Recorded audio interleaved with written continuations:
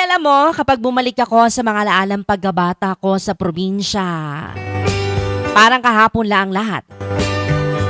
Yung simpleng buhay, yung bang mga bagay dati, Madi, na hindi mo pinapansin pero ngayon, namimiss mo na. Madi, tuwing umaga, gigising ka sa tilaok ng manok at hindi sa alarm clock.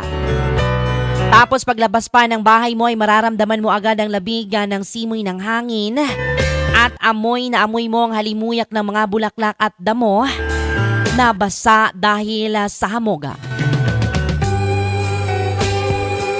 Yung tipong hindi mo na kailangan magmadali. Dati, yung bang walang cellphone na hawak-hawakan, kundi pamalo lang ni nanay kapag late ka nang gumising. Tapos, didiretso ka na lang sa taniman o kaya sa bukid. Yung tipong mag-harvest ka na lang ng prutas o gulay, mga kaibigan. Laging may mga alagang kambing o mga hayop, pati iba't ibang hayop pa yan. Kaya bago pa man makakain sa agahan ay kailangan mo munang unahin na pakainin ang mga alagang hayop na manok at baboy.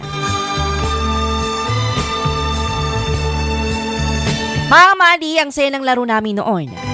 Simple lang pero sobrang saya.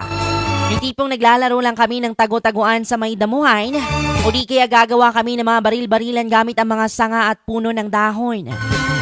Di na kailangan ng gadgets noon, mga kaibigan, kasi sapat na ang kalikasan para mag-enjoy ka.